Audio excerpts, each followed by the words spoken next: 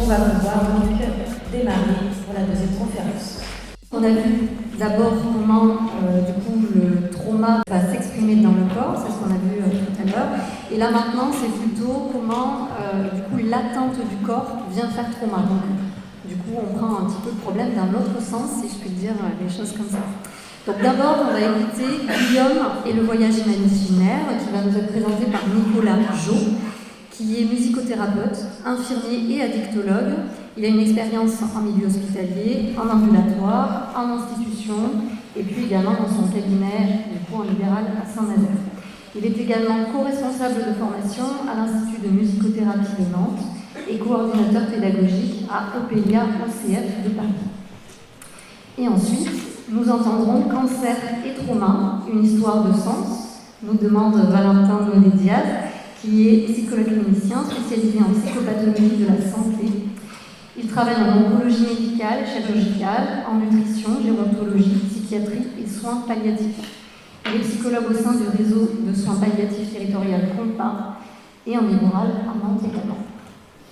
Donc nous allons d'abord écouter Nicolas. Bonjour à tous. Je vais faire juste un petit rectificatif. Je suis infirmier de formation.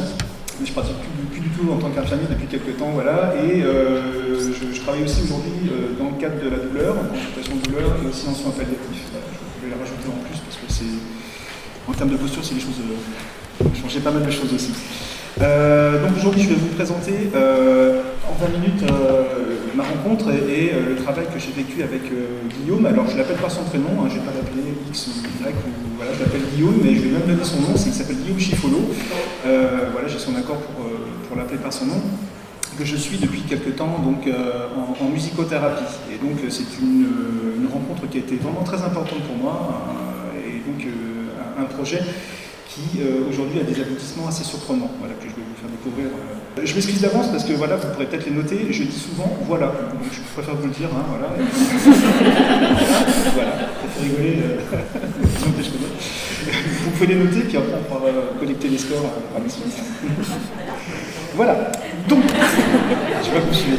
Guillaume, qui est-il déjà? Alors, à l'époque où je le rencontre, Guillaume, il a 33 ans, il vit dans une maison d'accueil spécialisée au Croisic, qui s'appelle Saint-Jean-de-Dieu, où il est arrivé la même année. Donc, nous sommes en 2021. Je reçois un jour un coup de téléphone de son aide de vie, qui s'appelle Marine, et qui me dit, voilà, Guillaume veut te rencontrer, on pose une date. Elle précise que Guillaume est lourdement handicapé, et que voilà, il aura besoin de faire une première rencontre. Alors cette première rencontre, je vous expliquerai par la suite, elle a du mal à se faire, ça a pris beaucoup de temps. Mais voilà, on a fini par se rencontrer. Alors, je vais présenter Guillaume. Bon, vous pouvez le voir, là, c'est une photo où j'ai été vécu en séance de musicothérapie. Comme vous pouvez constater, Guillaume est lourdement handicapé, physique des suites d'une IMC, une infirmité motrice cérébrale, survenue à sa naissance prématurée. Il avait 6 mois et demi, c'était à 6 mois et demi de grossesse, et il présente des troubles moteurs très importants. Il ne peut pas marcher, il ne peut pas se tenir debout, il ne peut pas se tenir seul au fauteuil, il ne peut pas utiliser ses mains. Il peut y avoir des petits mouvements au niveau des doigts, mais ça reste vraiment très sommaire. Guillaume a vraiment une représentation du corps qui est très singulière. C'est quelque chose qui m'a, avec des membres très atrophiés, avec des contours flous, une représentation, je trouve, qui était assez insaisissable. C'est vrai que la notion du corps, elle est vraiment en question avec lui. Moi, les impressions que j'ai eues la première fois, c'est presque d'une absence de corps. Il y a un corps, bien entendu, mais c'est presque l'idée d'une absence de corps ou d'un corps qui est manifesté par quelque chose, c'est surtout la douleur. C'est un corps de souffrance, totalement. Les contours sont flous, mais il y a de la douleur, et de la douleur même très importante. Des douleurs type neuropathique, neurogène, voilà, parfois d'une très très très grande intensité. Donc je dirais presque que le vécu du corps, c'est un vécu de douleur, essentiellement. À cela s'ajoutent des difficultés d'élocution qui l'empêchent de s'exprimer. Voilà, il n'a pas de tonus musculaire, donc l'allocution est vraiment difficile. Son palais est très déformé, très étroit, et ça vraiment ne lui permet pas du tout d'articuler convenablement. Et puis parfois l'élocution, elle peut être facilitée par des installations au fauteuil. C'est toujours un peu précaire, mais ça permet peut-être d'y arriver un petit peu plus. Mais, et c'est ça qui est important, l'année dernière, il a été alité pendant 1 an. Ça, c'est un truc qui était assez incroyable. Donc il a eu un ESCAR l'été 2022, et donc il a eu une prescription pour un alitement strict pendant 1 an. Donc là, il se retrouvait totalement allongé, et là, l'allocution, c'était très compliqué. Voilà. La position ne permet pas d'avoir une articulation aisée, donc Là, la communication verbale, elle a été strictement presque impossible. Ce qui est venu aussi majorer sa souffrance, et puis sa douleur psychique, je ne comprendrai. Guillaume, il est originaire de la région nantaise, Saint-Just exactement. Il est l'aîné d'une fratrie de 3. Il a toujours été très soutenu par sa famille. Il a la chance d'avoir des parents très très présents et puis un très très large réseau d'amis. Je glisse au passage qu'il est proche de l'artiste Linda Lemay. Linda Lemay, c'est une amie de Guillaume depuis quelques années. Ils sont rentrés en contact et Linda a fait une chanson pour Guillaume qui s'appelle Le Poisson Rouge. Je vous laisserai la découvrir et d'écouter attentivement les paroles, c'est extrêmement émouvant. Donc Guillaume m'a sollicité avant l'été 2021 pour engager une musicothérapie avec une incroyable détermination. Quand je dis incroyable détermination, c'est que il m'a vraiment déroulé le tapis rouge. Il a cherché un musicothérapeute, c'est pas qu'il s'est beaucoup cuit en fait, c'est qu'il a cherché longtemps. À l'époque, il pouvait être assez autonome pour aller sur internet, ce qui n'est plus le cas aujourd'hui. Et donc il est tombé sur mon blog et j'ai eu la bonne idée sur mon blog de laisser ma voix. Voilà, j'avais fait un petit texte et j'avais mis ma voix, une courte narration qui reprend un extrait de mon mémoire de début de musicothérapie que j'ai bien apprécié. Donc lui, il a écouté ça et c'est un truc qui lui a beaucoup plu. Donc il s'est dit, je veux rencontrer Nicolas. Ce qui est intéressant, c'est que déjà, il y a un lien très privilégié qui s'effectue à travers la voix. Il y a quelque chose de l'ordre du lien et qui me permet presque de me représenter alors qu'il ne m'a jamais vu. Donc ça, j'ai trouvé ça un élément très moteur dans notre relation. Et ma foi, par la suite, c'est la question de la voix, c'est resté vraiment quelque chose qui nous rapproche l'un à l'autre. Donc il nous transmet son courriel avec son aide de vie, me disant voilà Nicolas, on va se rencontrer. Cette femme-là, il la nomme son héroïne. Ça aussi c'est quelque chose de très important parce que cette femme-là a une place très importante pour lui, comme une extension de lui-même. Marine, cette aide de vie, cette héroïne, lui permet de faire des courriers, lui permet d'aller se promener, aller boire des coups, presque d'avoir une vie, j'ai envie de dire, proche de la normale. C'est-à-dire que vraiment avoir un accès à l'extérieur à l'époque. Qui est facilitée par cette aide de vie. Malheureusement, elle n'est plus là aujourd'hui. Et donc je me retrouve, après 3 rendez-vous manqués, parce que Guillaume a des problèmes de santé, après 3 rendez-vous manqués, on va se rencontrer, et je peux vous assurer, la première fois que j'ai rencontré Guillaume, j'étais très très très impressionné. J'étais même un peu terrifié, maintenant je peux dire ça avec du recul. Sur le coup, je disais non, ça va aller, mais bon, c'était pas si simple, parce que c'était la première fois que j'étais confronté à ce type d'handicap. Voilà, quelqu'un avec un handicap très très lourd, et ma foi, au début, j'étais un peu gêné parce que je ne savais pas comment faire. Voilà. Même si j'avais une formation initiale en tant qu'infirmier, que j'avais pu rencontrer déjà des situations de personnes très handicapées, là, ma foi, j'avais l'impression de me retrouver tout seul face à ça et de ne pas forcément avoir les codes pour pouvoir le rencontrer. Dès le début de notre relation, Guillaume est venu vraiment affirmer des attentes bien précises pour la façon dont il voulait travailler en musicothérapie. Je reprends ses paroles. Moi, j'ai besoin d'expliquer ce que je ressens. C'est comme une libération. J'aurais pu faire appel à un intervenant du centre, mais sa méthode ne me convient pas. Moi, ce que je souhaite, c'est un espace pour me permettre de travailler et me détendre seul. Nous seuls, l'autonomie, c'est très important pour Guillaume. Mais aussi, je reprends encore ces mots, je veux raconter une histoire avec de la musique devant un public. Ce dernier point, je précise, a été vraiment un point de départ d'une chose absolument incroyable qui est en train de se passer aujourd'hui, qui s'appelle le voyage imaginaire. C'est un spectacle qui va avoir lieu en 2024 ou peut-être 2025. Je découvre aussi que Guillaume a un pseudo qu'il utilise dans toutes ses productions, dans toutes ses signatures. Il se fait appeler l'homme aux 10 000 questions. Voilà, en effet, dans sa tête, ça bouillonne. Et cela exprime presque, ce pseudo, une demande derrière la demande. Ça, c'est un truc qui m'a vraiment impressionné chez lui. C'est sortir quelque chose de cette intensité de pensée. Voilà. Guillaume, c'est un corps, certes, qui ne bouge pas, qui est fixé au fauteuil ou au lit, mais dans sa tête, ça va très très très vite. Cognitivement, il est vraiment impressionnant. Et donc, il y a une intensité de pensée, et cette intensité de pensée ne trouve pas d'accès à l'extérieur. Donc, ça représente l'idée d'une souffrance. Et donc, l'idée de la musicothérapie, c'est sortir quelque chose de cette intensité de souffrance, sortir et transformer cette souffrance intérieure enfermée dans un corps immobile. La question que je me suis posée, c'est comment faire pour que ça s'exprime, comment l'accompagner pour qu'il puisse se libérer de cet enfermement, s'ouvrir aux autres et agir sur le monde. Là, c'est là où commence finalement notre travail clinique. Donc Guillaume, je le disais tout à l'heure, est venu me chercher dans tous les sens du terme. Tout d'abord comme professionnel de santé avec un projet d'accompagnement d'une personne handicapée en institution. une première pour moi, et ensuite comme thérapeute, voilà, ce qui a marqué une étape importante dans mon cheminement et dans l'affirmation de la clinique. Tout d'abord, donc, je le disais, il a fallu être patient pour se rencontrer. Il y a eu plusieurs essais qui ont été infructueux, un premier rendez-vous reporté, encore un autre reporté pour des questions de santé, voilà, comme si la rencontre avait du mal à se faire. Et en effet, la santé de Guillaume est fragile, très précaire, il cumule de très nombreux problèmes de santé, et on est toujours sur le fil avec lui, on est vraiment obligé d'être dans l'instant, et il faut vraiment apprendre à composer avec. Ainsi, auprès de Guillaume, moi j'ai fait l'apprentissage de ce que l'on pourrait appeler l'impermanence. C'est-à-dire que tout est toujours en mouvement sans cesse. Et c'est un paradoxe d'ailleurs de parler d'impermanence quand on travaille avec une personne qui est porteuse d'un handicap physique. Là où le corps est immobile, tout le reste est en mouvement. Voilà. Et donc pour avoir accès à Guillaume, il faut rentrer dans ce temps. S'accorder, non pas au sens musical, mais s'accorder au sens de s'autoriser. S'autoriser d'être dans un autre registre, dans un autre état de conscience. Ou plus simplement, peut-être, et c'est là où je reprends dans ma réflexion, être ailleurs que dans la conscience. Je dirais presque rentrer dans une forme de présence que je qualifierais authentique et sincère. Et ça, c'est vraiment le fil conducteur de notre rencontre. Ainsi, en tant que thérapeute, j'ai joué le jeu d'être utilisé et emprunté, en me rendant totalement disponible à Guillaume jusqu'à prêter mon corps, pour ainsi dire, mes mains et puis mes modestes compétences de musicien au service de sa créativité. Prêter son corps à celui qui n'en a pas, je pense que la question elle mérite vraiment d'être posée. Donc je me suis surpris de découvrir que parfois ma recherche de compréhension de Guillaume pouvait me mettre en échec dans la communication. Je le disais tout à l'heure, Guillaume il a des difficultés pour parler, il a du mal à articuler, vraiment c'est très difficile de découvrir et de le rencontrer, de le comprendre verbalement, donc il faut passer presque à un autre registre. Donc j'ai dû m'adapter et aborder la relation avec une autre écoute. Et donc je me suis mis entre guillemets entre parenthèses, disponible, ouvert, silencieux, non pas dans les productions sonores de ma parole, mais plutôt dans ma posture. Nous sommes un peu ouverts, sans pourtant nommer cet autre registre qu'on pourrait qualifier comme celui d'un mode de communication sensible, d'inconscient à inconscient, qui m'a rappelé, je ne sais pas si vous connaissez, le concept de présence thérapeutique dont parle François Rostand.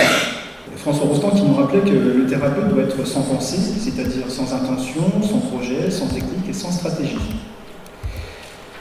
Cette présence, elle est portée par une solide alliance. Ça, c'est le préalable absolu. Une alliance qui est vivante, intelligente, sentante et qui se manifeste à travers le rapport au corps, au sentir, mais aussi au silence et une inconditionnelle disponibilité à ce qui est ici et maintenant. Et là, je reprends les paroles d'un ami qui est psychanalyste sur Nantes, Jacques Gudin, qui écrit dans un texte qu'il m'a fourni il y a à peu près un an, je cite, « Le silence de l'engagement revient en définitive à accueillir des personnes. On s'ouvre en effet à une dimension de l'autre qui débouche à la fois sur une rencontre avec un corps et à la dimension non duelle du silence de l'esprit. Il s'agit d'une hospitalité. Recevoir l'étranger dans tout son être, tout entier, y compris son corps, qui devient disponible pour la présence à l'autre. » Voilà, je reprends François Rostand qui nomme cet état perceptude, que vous connaissez peut-être déjà, une forme de connaissance intuitive qui va au-delà de la perception sensorielle et de la pensée rationnelle.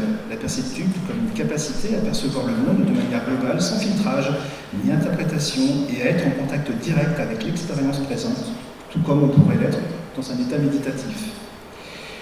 Donc, les premières séances ont été marquées par tout cet apprentissage.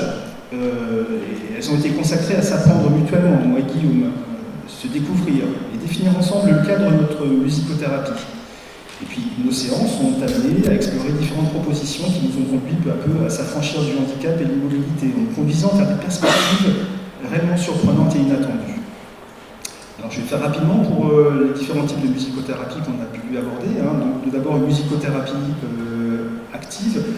J'ai essayé différentes choses, des instruments de musique, mais tout était difficile, du fait simplement par la manipulation, ou le fait que tout était encombrant, et ma foi, l'absence de tonus musculaire de Guillaume me rendait tout en fait un peu, nous menait tout le temps à l'échec. Donc c'est quelque chose qu'on a mis vraiment de côté. Cet état de cul-de-sac un peu parfois dans le faire nous a amené à ouvrir une perspective. Première perspective, c'était celle de collaborer avec une lab factory sur Saint-Nazaire qui s'appelle le Blue Lab. Et donc avec cette Lab Factory, on a commencé à réfléchir sur l'idée d'une prothèse de création permettant à Guillaume de pratiquer dans la mesure du possible, seul, en autonomie, pour s'enregistrer tout simplement. Donc ça, c'était déjà une ouverture sur le monde, et puis surtout la rencontre avec des gens qui sont issus plutôt de l'ingénierie. Voilà, donc on voit bien que là, il y avait quelque chose qui était vraiment très, très positif. Également, comme autre travail en musicothérapie, il faut savoir que Guillaume écoute beaucoup de musique toute la journée. Voilà, il y a des chansons qui le touchent particulièrement, et il adore les chanter. On a essayé, bien entendu, voilà, on le fait encore de temps en temps, de reprendre des musiques qu'il aime. Je pose sur ma guitare, on chante ensemble, et c'est plutôt des moments très riches, voilà, qui durent de 3 à 5 minutes, voilà, où Guillaume peut se lâcher mais totalement. Alors on ne comprend pas grand-chose à ce qu'il dit, hein, c'est vrai que des fois il faut faire avec, hein, mais n'empêche qu'il y a la musicalité, il y a puis surtout un travail qui se fait ensemble et qui est extrêmement riche. Il y a également un travail qu'on a fait autour d'un protocole que j'ai mis en place, que je ne pensais pas pouvoir mettre à disposition pour les personnes handicapées, c'est ce qu'on appelle l'exploration vocale. C'est une pratique vocale qui utilise le son des voyelles, O, A, E, E, I, voilà, pour les nommer, et pour produire ce qu'on appelle une diphonie, un double son. Alors c'est vrai que Guillaume il fait ce qu'il peut avec, avec son physique, mais n'empêche qu'il a pu commencer à travailler là-dessus. On a vécu des moments vraiment très intenses à chanter ensemble, à cœur ouvert, voilà, autour de ces exercices-là, et ça ressemblait parfois, c'est dommage, j'ai pas des extraits, mais à du chant inuit. C'est très guttural, bon. Un truc comme ça. Voilà. Voilà, donc c'était une expérience qui était très riche. Et puis sinon, on a fait également ce qu'on appelle de musicothérapie plus réceptive, autour du ressenti, autour voilà, de la perception du son à travers le corps, et ça c'était quelque chose de très très fort.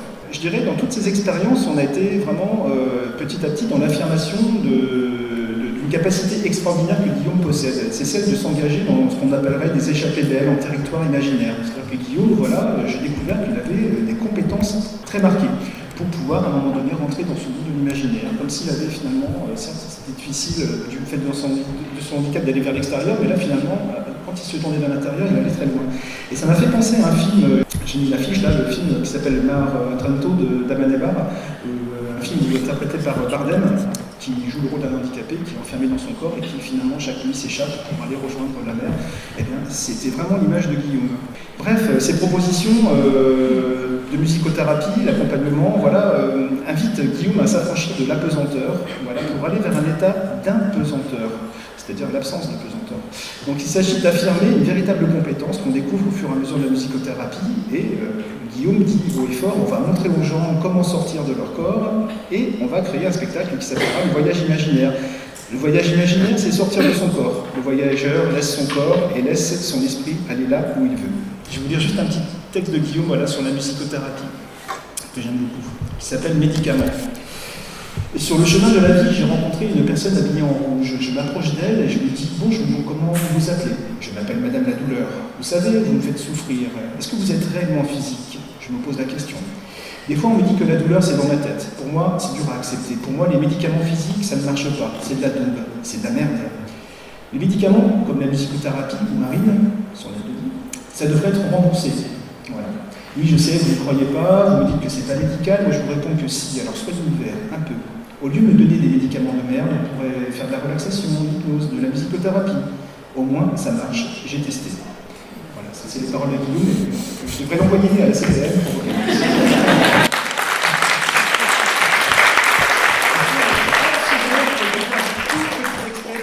puissiez quand même entendre sa voix, et c'est un brouillon de brouillon, donc soyez vraiment tolérants.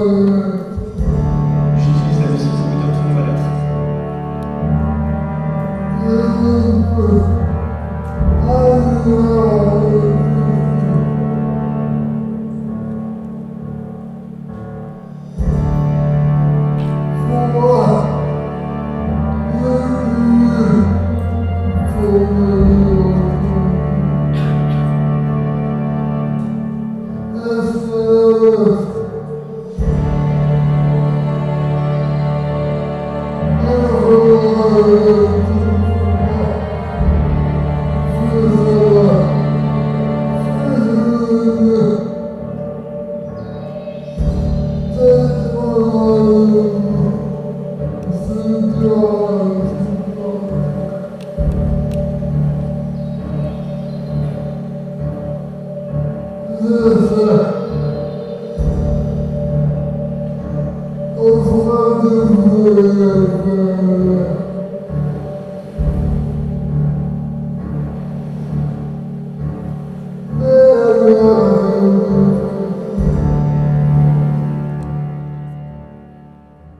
va autant il y a une installation qui est très très lente, c'est une musique très linéaire et qui vraiment prend le temps souvent voilà, de s'installer pour aller vers un climax. Le climax il arrive en début. Et à un moment donné où ça explose, voilà, et là il y a vraiment une libération, quelque chose d'assez énergétique et qui vient vraiment nous saisir. C'est une expérience. Wow. Alors, on ne comprend pas ce que c'est. Voilà. Et finalement, on est parti sur le principe que quand vous écoutez de la K-pop, par exemple, vous ne comprenez pas ce que c'est des chanteurs. Et Guillaume, c'est un peu comme de la K-pop. À partir de là, tout est ouvert. Le 13 novembre, il y a un événement sur Saint-Nazaire autour de l'inclusion, on utilise des ingénieurs, voilà, il y a IBM qui vient, il y a Marie Moreau. Innovation, et c'est vraiment la réunion entre technologie, santé. Merci à tous.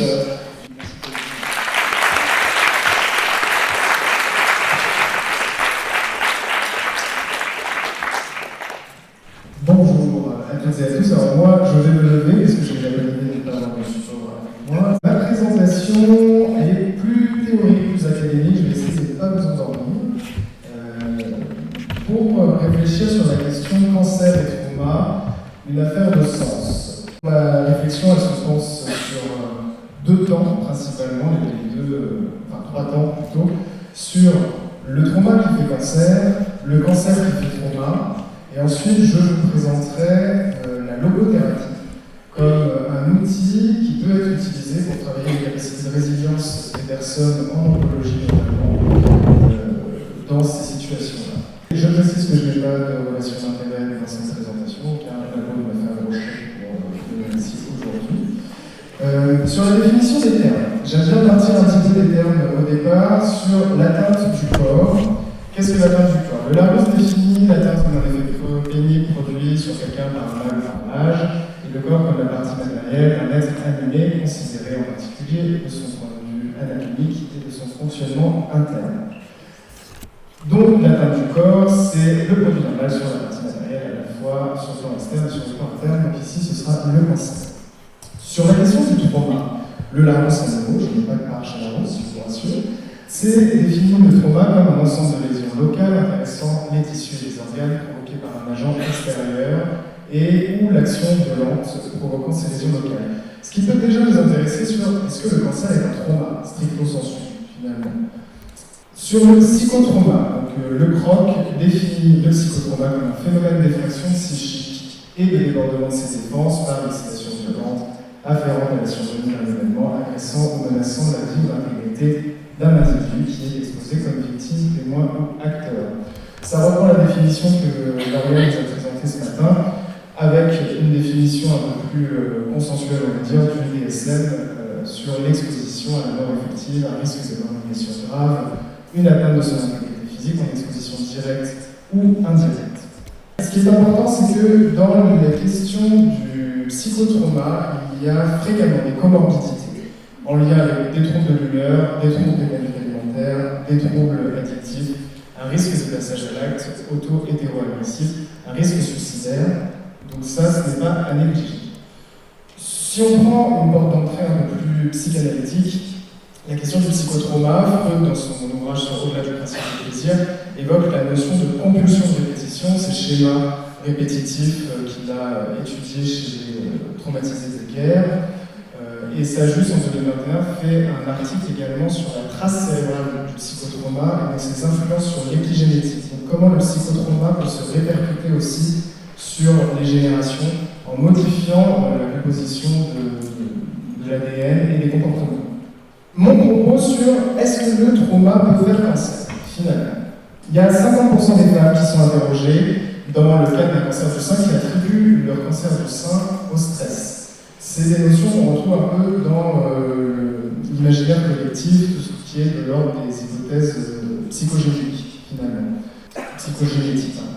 La somatisation serait donc la conséquence non d'un événement particulier, mais de l'accumulation d'événements de vie considérés par le psychisme. Ce qui est intéressant dans ce texte-là, c'est que c'est pas forcément le trauma, c'est pas forcément le cancer. Ce qu'on remarque, c'est qu'il y a des facteurs psychologiques qui vont avoir une influence sur le corps et que tout ça, ça peut créer un cancer, mais ça peut créer du diabète, ça peut créer plein d'autres maladies. Et ça peut être du trauma, du psychotrauma, comme ça peut être du stress, comme ça peut être des facteurs dépressifs ou autres. Ce sur quoi il faut être vigilant, ça va être la partie suivante, c'est tout ce qui va concerner la pensée pseudo-psychosomatique, c'est-à-dire l'attribution causale de sa maladie à un facteur psychologique. C'est quelque chose sur lequel il faut être très vigilant, parce que ça peut appeler à des phénomènes de culpabilisation assez importants. Pujol en 2009 qui fait un article sur le cancer bronchique et toutes ces personnes qui disent « je fume donc j'ai un cancer ». On sait que si on fume, on n'a pas toutes les chances de son côté pour éviter le cancer des poumons, mais on remarque qu'il y a des personnes qui ne fument pas qui ont un cancer des poumons. Donc on se doute bien qu'il y a quelque chose qui est un petit peu plus haut que ça. Dans l'imaginaire collectif, il y a quand même cette inscription dans le langage qui peut faire trauma. Le cancer, dans l'imaginaire collectif, on retrouve les mots de souffrance, de peur, de mort. Donc il y a quand même cette notion de s'exposer à la mort. Et c'est vraiment cette inscription dans le langage qui va inscrire dans le réel du corps le trauma. On remercie Jacques Lacan pour ses théories sur le langage. Je vous déconseille de poser des questions sur Lacan, on comprend rien. La prévalence sur la question du psychotrauma, dans le monde de manière générale, on estime que 5 à 35% des personnes souffrent d'un psychotrauma. Cet écart il est lié à la fois à des questions méthodologiques, à la fois aussi sur ce qu'on appelle psychotrauma. Est-ce que c'est des troubles de stress post-traumatique? Est-ce que c'est des troubles de stress aigu? Donc c'est pour ça qu'il y a un écart assez important là-dessus. En France, on estime qu'il y a 0,7% de la population qui est atteinte d'un trouble de stress post-traumatique, 5,3% de troubles psychotraumatiques. Je ne reviens pas sur cette question des cas, je l'ai expliqué juste avant, et la question des comorbidités, je l'ai expliqué également.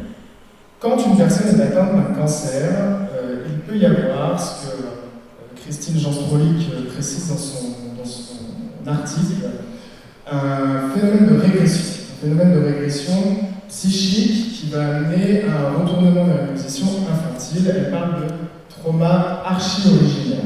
C'est ce qu'on peut observer en oncologie chez les patients qui, sous ces phénomènes-là, vont rester très portés par le système, ne plus prendre de décision, être très demandeurs, très demandeuses ou autres. Et généralement, c'est là où on a des équipes qui disent « ah oui, il faut rien, il y a quelque chose qui se passe en général à l'intérieur ».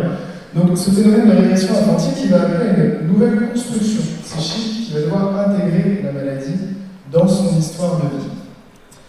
J'en arrive donc à mon propos sur la logothérapie. Avant de vous présenter ce qu'est la logothérapie, je vais vous parler de la résilience. Donc la résilience, à l'origine, c'est un terme qui est utilisé en physique pour décrire la résistance des matériaux à un choc.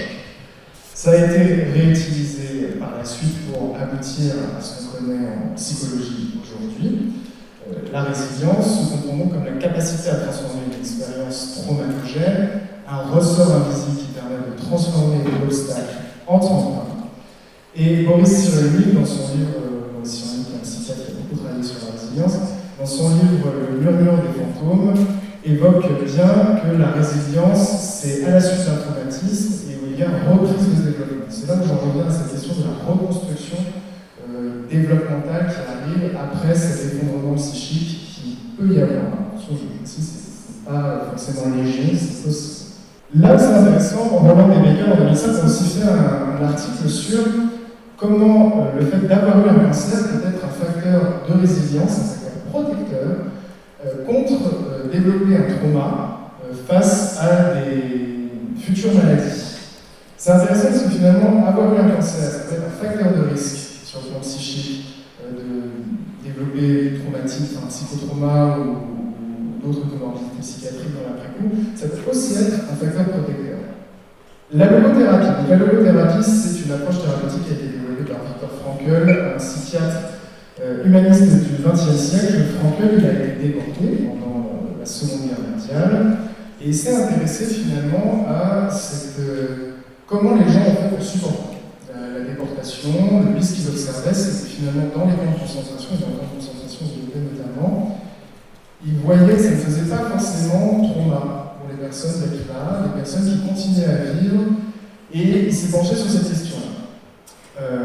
Il évoque ce qu'on appelle les névroses nougéniques sur la question de l'absence de sens. Il a développé cette approche en réponse à la psychanalyse. Donc, Frankl, c'est quelqu'un qui a beaucoup côtoyé les cercles psychanalytiques au début du XXe siècle. Il a rencontré Freud, il a fait partie du cercle de Adler notamment. Et il a été assez vite exclu de ces cercles-là parce que sa pensée n'était pas celle de ces penseurs-là à l'époque. Frankl, il jugeait la pensée psychanalytique réductionniste et nihiliste, c'est-à-dire qu'on voit l'homme à travers ce qu'il y a de négatif, la pulsion, notamment, donc une vision très partielle. Frankl lui propose plutôt de voir l'humain comme un tout, et notamment de se concentrer sur la spiritualité. Pas forcément la religion, c'est vraiment la spiritualité, et c'est là-dessus où il considère que la spiritualité va être une recherche de sens, et c'est ça la logothérapie finalement, c'est la thérapie par le sens. Et donc, quel sens on met? Cliniquement parlant, quand même, qu'est-ce que ça veut dire en anthropologie? Ça veut dire quel sens la personne va mettre derrière son cancer. Attention par rapport à ce que j'ai dit tout à l'heure sur les hypothèses psychosomatiques, c'est toute la sensibilité et la délicatesse de ne pas appeler des facteurs culpabilisants. J'en reviens à la personne qui dit bah, je fume, j'ai provoqué mon cancer, donc il faut que j'arrête de fumer. Oui, on va avancer prévalemment sur ce terrain-là parce qu'il ne faudrait pas que la personne se dise c'est ma faute. C'est tout ce qu'on va chercher à vérifier. Ce qu'on remarque, c'est que quand même chercher ce sens, c'est très précieux. C'est très précieux parce que ça nous permet de continuer à travailler sur l'après-cancer notamment. Le sens que la personne va y mettre va lui permettre de rebondir sur l'après-cancer et être dans la meilleure vie qu'elle peut avoir. C'est-à-dire que, typiquement, une personne qui dit mon cancer, le sens que j'y mets, c'est je suis épuisé professionnellement parlant, je n'ai plus le temps de rien faire, je rate ma vie et autres.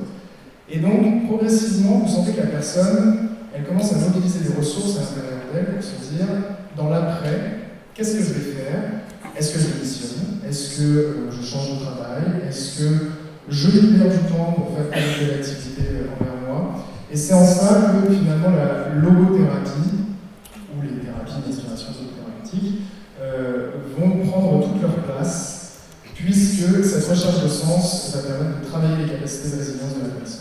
Et c'est finalement quelque chose qu'elle va avoir au-delà de la maladie. Une fois qu'on travaille la résilience, c'est pas spécifique à la maladie du cancer, c'est tout. Donc attention au biais d'injonction à la résilience aussi, c'est toujours la temporalité de la personne. Il ne s'agit pas d'arriver avec ses gros sabots en disant allez, vous allez aller mieux, vous allez être résilient, arrêtez de penser à tout ça, tout ira bien. C'est tout. Ça, vous le savez très bien. Et il y a des chercheurs, des thérapeutes qui ont aussi proposé des approches globales sur la logothérapie. En conclusion, j'insiste vraiment sur cette question de la sensibilité. La logothérapie, c'est un outil qui est assez facile quand on le conçoit psychiquement parlant, même cliniquement parlant. Même, je pense que tout ce qui concerne du sens dans la vie, c'est quelque chose qui est assez intuitif pour le thérapeute. C'est toujours quelque chose au rythme de la temporalité psychique de la personne et toujours en évitant ce qui va appeler à la culpabilité. Et je vous remercie.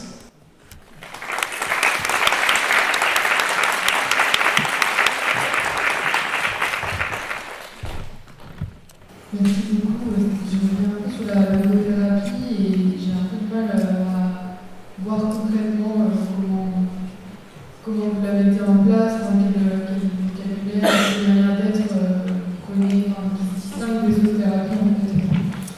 Alors, c'est pas tant au niveau du vocabulaire, on va éviter, au tout départ de ma pratique, j'y allais frontalement, je disais, à quel sens vous mettez derrière le cancer?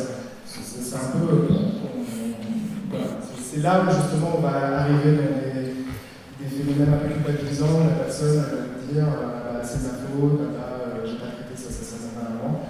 C'est plus subtil, c'est-à-dire que nous, cliniciens, dans notre tête, on va essayer d'extraire du discours de la personne tout ce qu'elle va pouvoir dire sans forcément y aller frontalement. Vous voyez, on va essayer de guider un peu le discours pour voir quel sens on peut extraire de tout ça et essayer de lui renvoyer quelque chose de ça. C'est vraiment comment vous arrivez à laisser la parole à la personne à extraire ça. Typiquement, je veux dire, moi, ce que je fais, c'est que plutôt que d'aller mettre stricto sensu des mots sur ah bah le sens que vous imitez, ça va être ça ou autre, je vais plutôt voir ce qu'elle dit de l'après, donc dire, donc si je comprends bien, après, vous souhaitez changer de travail. Et en fait, spontanément, la personne va dire oui ou non, et c'est là où elle va arriver à dire ah mais du coup, si c'est ça que je pense, il y a peut-être le lien à faire avec un épuisement professionnel ou autre. Je me concentre beaucoup là-dessus parce que c'est même majoritairement ce que j'ai pu entendre en anthropologie, l'épuisement professionnel. Et donc c'est comme ça qu'on arrive à faire le lien, un peu comme une espèce de va-et-vient. Mais moi, aujourd'hui, je préfère plutôt me concentrer sur cette partie de l'après et d'encourager la personne spontanément à venir dire de comment c'était pour elle avant. Déjà parce qu'en plus, si moi je prends mes mots et mes interprétations pour les mettre sur ce que je vois de l'avant, bah, ça colore un peu aussi ce que la personne pourra dire et je préfère la laisser plus libre là-dessus. Oui, merci beaucoup. C'est une question pour Nicolas Jo. Une référence qui est allée un peu vite, qui m'a intéressée pour autant, un certain Jacques, je n'ai pas compris le nom de famille, psychanalyste, qui parlait d'hospitalité, donc est-ce que vous pouvez reprendre là-dessus? Il s'appelle Jacques Gudin, psychanalyste et psychothérapeute plutôt d'orientation jungienne, qui est tout simplement aussi mon superviseur. Que je regrette malheureusement qu'il ne publie pas, parce que voilà, il y a énormément d'expériences qui ont vraiment un regard très singulier. Donc on vient surtout une réflexion très intéressante sur le silence, voilà, comme préalable. Je peux vous dire, monsieur Jo, je suis très très admiratif. Le travail que vous avez fait avec cette personne, on est loin des centres où on les laissait faisant pas grand-chose d'autre qu'un peu de mobilisation. J'ai parlé souvent du voyage imaginaire. Pour la petite histoire, Guillaume va devenir chef d'orchestre d'un spectacle très rigoureux, où là où il vient vraiment s'affranchir de la question du handicap, puisqu'il n'y a plus de question de handicap qui se pose, c'est simplement un artiste qui va créer un spectacle. Dans cet accompagnement, voilà, il y a beaucoup de gens qui l'ont retrouvé, qui l'a accompagné, pour que ce spectacle puisse aboutir, je pense qu'on pense fin 2024, début 2025. On a une personne qui est extraordinaire qui l'accompagne, c'est Linda Lemay, voilà, qui va vraiment être un peu le fil conducteur. Et là, on voit vraiment la notion d'affranchissement. Voilà, à un certain niveau, la question du handicap ne se pose plus, en fait. Donc, simplement un individu qui met en œuvre quelque chose qui la remet. Je voulais vous signaler, si vous ne connaissez pas déjà, un reportage qui s'appelle À bras le corps. Et là, le handicap disparaît totalement. J'ai juste une phrase qui m'a marqué sur cette phrase de prêter son corps à celui qui n'en a pas. Le corps du thérapeute, finalement, qui est aussi qui est là dans les soins qu'on peut proposer. Et je voulais savoir, vous, comment vous travaillez justement en tant que thérapeute sur votre corps avec les patients. Est-ce que vous partagez vos ressentis? Tout à fait. C'est d'un moment donné de m'autoriser vraiment une totale disponibilité pour accueillir l'autre. Et c'est vrai que ce n'était pas exercé par une volonté, ni par une technique, ou la mise en œuvre d'un protocole, quoi que ce soit. C'est vraiment qu'à un moment donné, c'était peut-être la seule solution pour engager quelque chose. D'accepter qu'à un moment donné, je puisse l'accueillir à travers dans mon corps, pour pouvoir notamment mettre en œuvre ces compositions. Et ça s'est fait de façon très spontanée, c'est-à-dire que ça n'a pas été réfléchi. C'est ça qui m'a surpris à un moment donné. C'est qu'en faisant que je me suis rendu compte que j'étais en train de le réaliser, et après, j'ai pu mettre en œuvre ça dans ma supervision, voilà, en disant mais qu'est-ce qui s'est passé, qu'est-ce qui a changé finalement. Donc bien entendu, c'est à l'écoute des ressentis, voilà, de ce qui se passe en moi, mais à un moment donné, c'est vraiment presque de m'absenter pour pouvoir accueillir l'autre. Pour faire une image, je me mets à côté et je regarde ce qui est en train de se faire. Voilà. Et ensuite, je laisse travailler. Et c'est assez surprenant, parce que l'artiste qui bosse avec Guillaume a eu cette sensation à un moment donné, lui aussi, que c'était quand il retravaillait les musiques de Guillaume, quelque part, il prêtait aussi tout son corps aussi, et toute sa pensée à Guillaume. Comme si Guillaume était à côté, lui, voilà, et lui disait, tiens, voilà, c'est ci, c'est ça. Donc il y a vraiment une expérience vraiment dans la relation, une totale disponibilité. C'est le mot que je... Concrètement, comment ça se passe sur une séance de musicothérapie? Comment ça se passe en général? Actuellement, ça se passe à peu près comme ça. Donc j'arrive, on se salue, je me mets à ses côtés. Guillaume a souvent pas mal de choses à dire dans un premier temps, voilà, sur ce qu'il a vécu. Après, il y a un temps de restitution de ce que lui nomme des rêves. Et les rêves, c'est ces pensées souvent nocturnes. Alors, je ne l'ai pas dit tout à l'heure, mais Guillaume ne peut pas fermer les yeux, les paupières restent tout le temps ouvertes, donc la nuit, il a des phases de sommeil qui sont un peu particulières. Et la pensée vagabonde dans ces moments-là, et lui, pendant ces temps de nocturne, il pense énormément et il fait des projets, bref, et donc il me restitue ce qu'il appelle des rêves. Souvent, c'est des textes, des histoires, des personnages. En ce moment, il y a un personnage qui revient souvent, c'est l'oiseau multicolore qui vient le chercher. L'oiseau multicolore l'emporte dans des territoires pour aller voyager au Maroc, à Tahiti, ça c'est souvent une destination. Voilà, donc il me parle de tout ça et c'est un peu le matériau, la matière brute qui va permettre ensuite d'aller composer ces musiques. À partir de là, voilà, on peut œuvrer ensemble pour pouvoir écrire ces textes de musique. Et puis en ce moment, ce que l'on fait souvent, il y a un moment où moi je l'accompagne avec de la guitare, donc je suis à ses côtés et il y a un travail qui se fait entre lui, sa voix, et moi, la guitare, peut-être parfois aussi ma voix, où on va improviser. Improviser, c'est-à-dire aussi laisser au fil de l'eau, voilà, laisser évoluer les choses. Et Guillaume, là, part dans une forme de transe, hein, on peut dire clairement, une petite transe créative, voilà, où sortent des choses surprenantes, des images, des sons, voilà, où parfois il s'emporte, il y a une catharsis qui est vraiment très... Et ça donne des résultats qui sont, je trouve, absolument bluffants, parce que je l'ai fait hier matin avec lui, et en sortant, je me suis dit, waouh, mais c'était là, musicalement, j'ai trouvé ça magnifique. Donc, on travaille comme ça.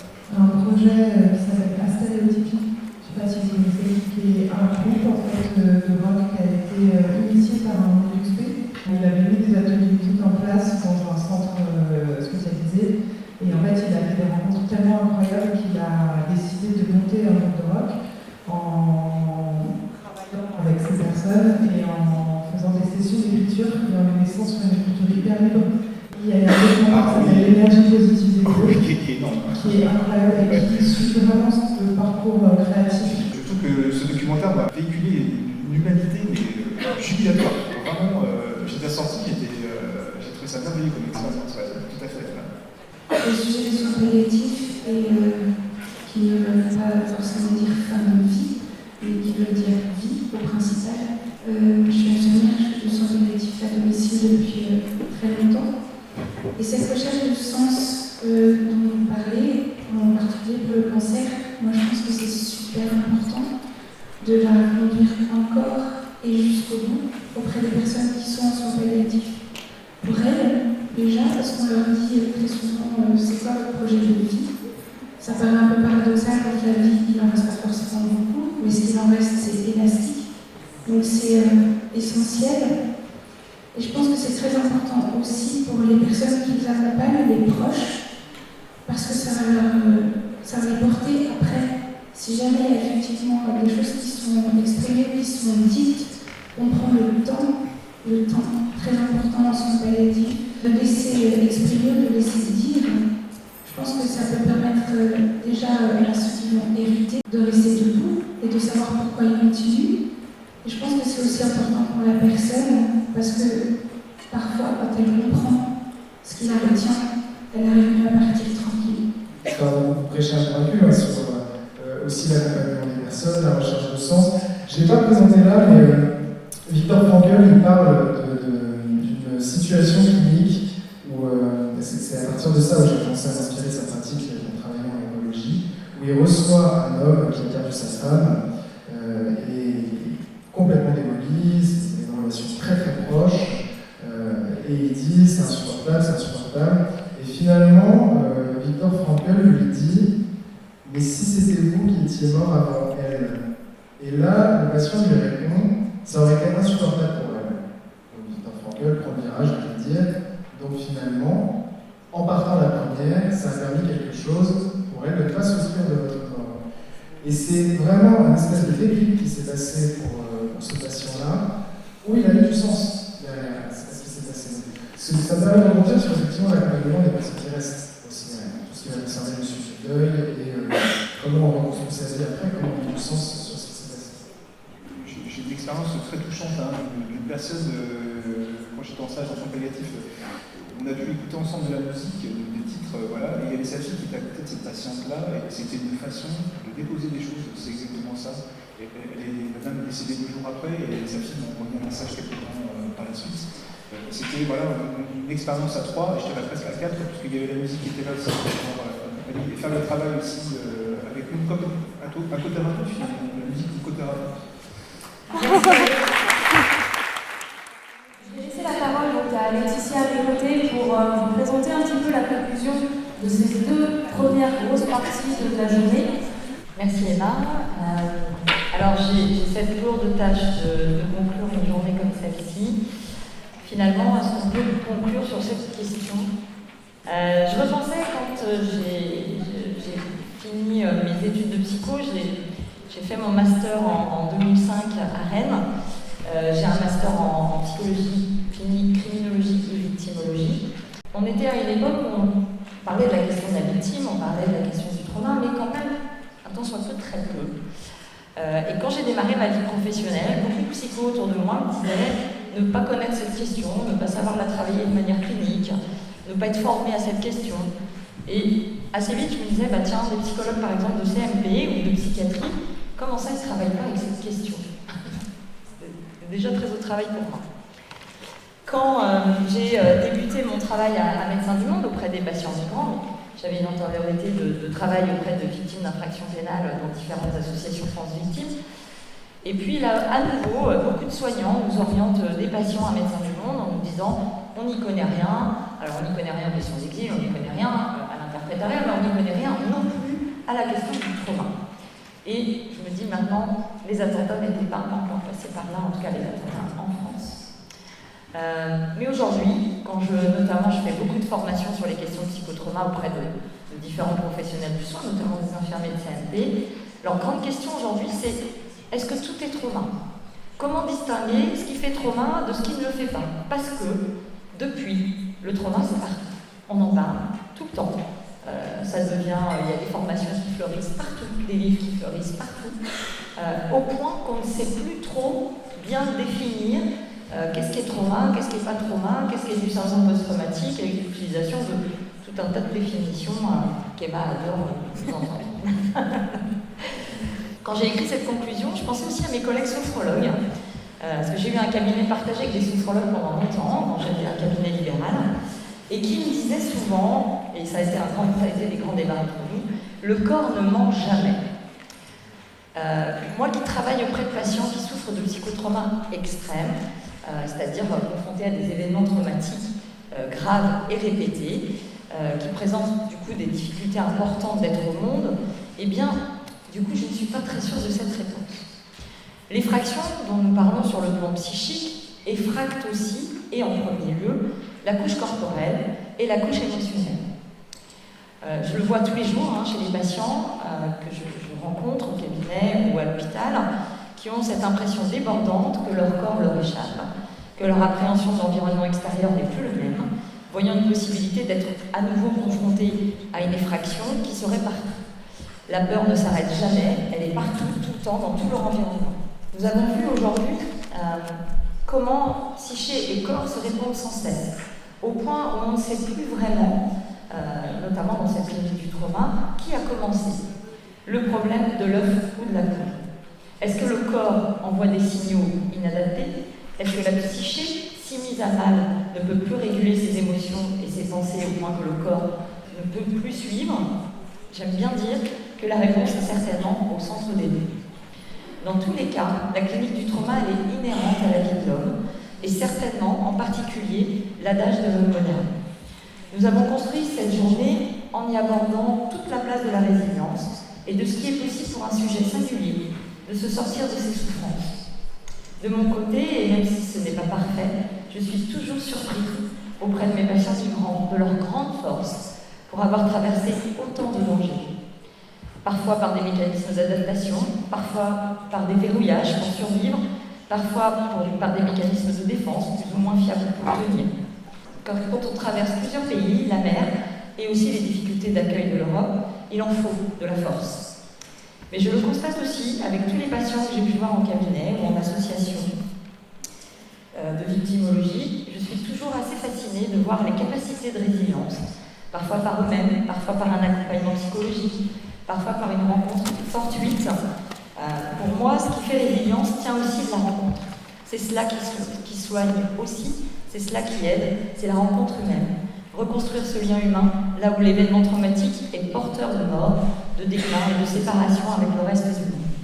La résilience peut passer par des outils, des médias qui offrent une possibilité de se rencontrer, mais aussi de se reconnecter, de se réparer et de revenir dans son corps d'une manière finalement qui serait plus sereine. La danse, la musique, le modelage, la peinture, tout cela permet de se connecter à son corps, à ses émotions, sans s'y confronter trop brusquement, avec l'aide et le soutien bienveillant d'un thérapeute. L'idée même de la résilience est ancrée dans l'être humain. Nous avons tous cette capacité de surmonter ces moments de la vie qui est si destructrice, qu'ils soient dehors de l'événement traumatique ou même dedans par la maladie.